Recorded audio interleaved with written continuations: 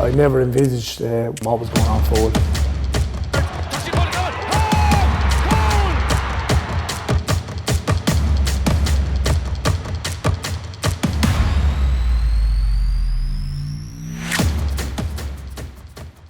We always had the club as number one, you know, county was number two, and I think that's why I think eventually we did end up winning in All-Ireland. I think Bill Shankly was probably right. He said it's not a matter of my life and death, it's much more important than that. You see, the prize is so great. There's so much at stake, and so many amateur players and mentors and backroom staff. This isn't just about the players. This is about the people selling the lottery tickets to fund the club, the supporters and the people who pay the money. February 2011, we were after having an unbelievable 2010. I mean, we were a formidable side. They're like, you know, I think the best way to describe it is just like two heavyweight boxers. They just went at it, you know, hell for leather, punch after punch. We knew in ourselves coming off a good county championship that year that we were ready to attack the Munster club, and we were ready to attack the All-Ireland. We didn't have a whole lot to go off of Clarinbridge. Meanwhile, probably Clarinbridge knew an awful lot about us. So I suppose it was their time really, and you know, they came with a very strong group of players, and people were very committed to one another, and there was a great pride in the club. There was huge experience in the group, you know, and I think when, you know, sometimes, particularly in the club scene, you know, maybe you can come unnoticed. It's so hard to win Galway. So when you actually achieve that, it's like putting a pin in a balloon. You just relax. You know, you feel like that you basically achieved your goal. But then you realise, hold on a second, we're a game away from Croke Park. Obviously, it's an unbelievable occasion. I think when you win a county final and you progress to the All-Ireland series, not alone is it a huge day for the team, it's a massive day for the parish and the club. I'll never forget it. I mean, I suppose it was a unique day. You never forget days like that.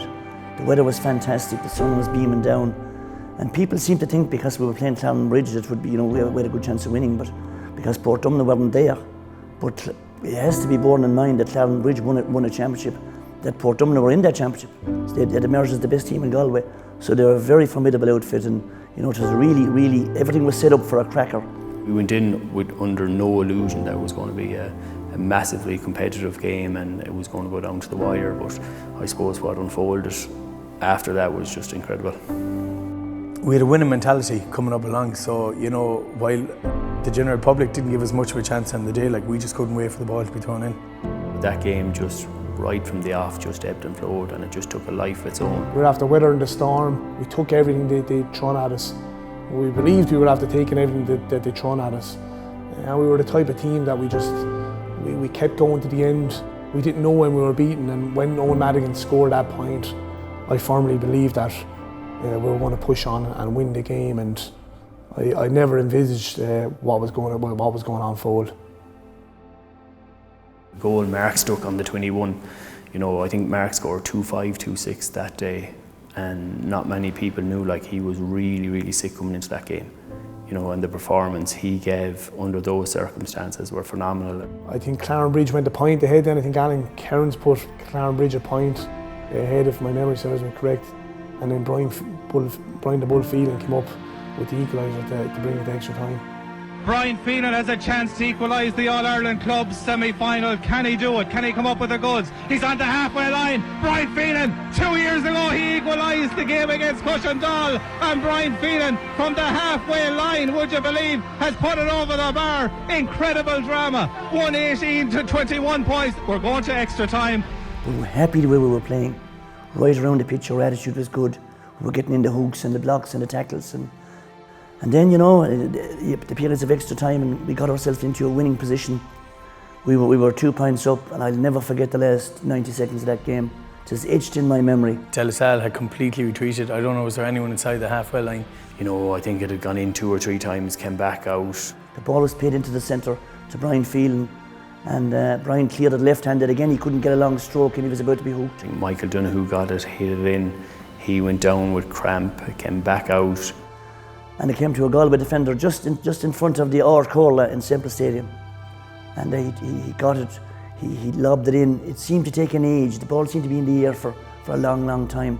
It was a bit like John F. Kennedy getting shot, you know, just played over and over again. And Alan gets it, rounds his man, takes a shot. Ian flicks it up and then it just topped up perfectly for Ian to come and finish it. Fairy tale stuff. And after that was absolute devastation.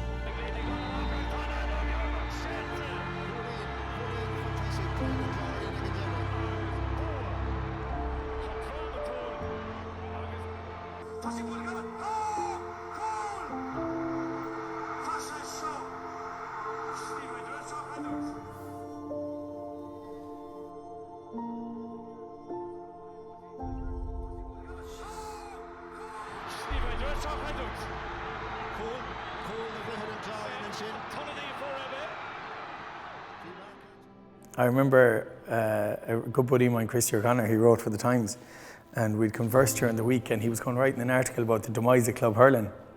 And we were having an argument all week. I was saying I totally disagree. Like I think it's super strong. Like, and I remember after the game, you know, when you win, you get a million text messages. When you lose, you get your family text messages. But I remember he'd sent me a message about 10 minutes to go, and he goes, "I can't believe I'm watching one of the best games of club hurling of all time. You know, you're after screwing my article." The only way you could describe it is equivalent of getting your Christmas pay packet, a big Christmas pay packet, and someone coming and just pickpocketing your wallet, and you're just deflated. You're fit to kill someone, you can't kill someone, and it just ruins your whole Christmas. I'm still not over. I still think about that game. As I said, I'll take that game to my grave. I firmly believe that was my best ever opportunity of winning an All-Ireland medal. I remember getting into my car and going for a long spin. I actually drove down to Wexford Park to see Waterford playing a National League game. I was watching it at half-time and I was really down. My phone rang and I saw this number coming up, a number I didn't recognise. I rang him and he was at a match.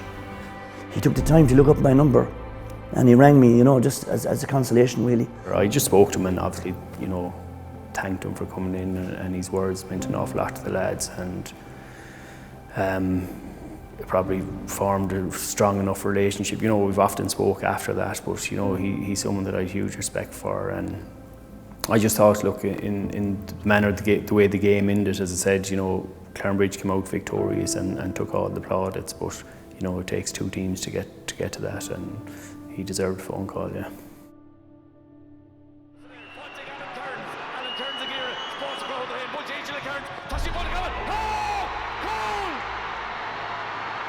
Show.